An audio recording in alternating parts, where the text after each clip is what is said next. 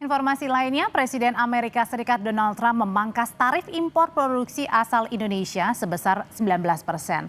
Namun barang-barang dari Amerika akan bebas bea masuk ketika memasuki pasar Indonesia.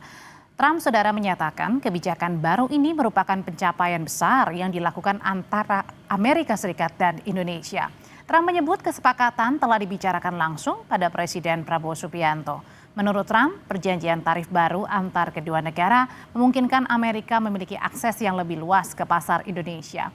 Sebelumnya, Presiden Donald Trump mengancam Indonesia dengan tarif resiprokal kepada Indonesia sebesar 32%. Kebijakan baru ini direncanakan akan aktif berlaku pada bulan Agustus, tepatnya tanggal 1 tahun 2025. To deal with Indonesia, I spoke to their really great president, very popular, very strong, smart, and we made the deal. We have full access to Indonesia, everything. As you know, Indonesia is very strong on copper, but we have full access to everything. We will pay no tariffs. So they are giving us access into Indonesia, which we never had. That's probably the biggest part of the deal. And the other part is they are going to pay 19%, and we are going to pay nothing. I think it's a good deal for both parties.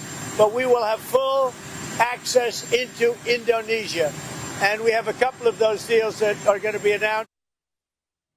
Presiden Prabowo Subianto menyatakan perjanjian tarif dagang dengan Amerika Serikat telah diperhitungkan dengan matang. Presiden Prabowo menyebut kebijakan baru terkait tarif impor Indonesia ke Amerika sebesar 19% akan mempertahankan kondisi pekerja kita di Indonesia.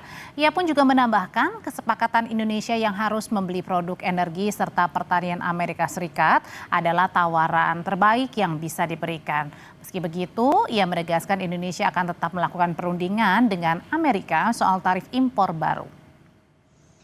Ya, kita terus akan, namanya hubungan dagang itu terus-menerus kita negosiasi. Ya. Semua sudah kita hitung, semua kita berunding. Ya. Kita juga memikirkan yang penting bagi saya adalah rakyat saya.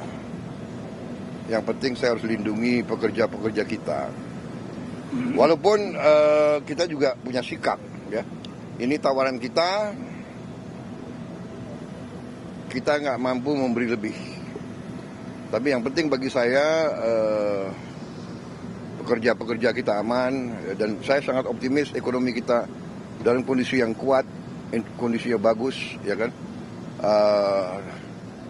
Jadi apapun terjadi, kita akan kuat.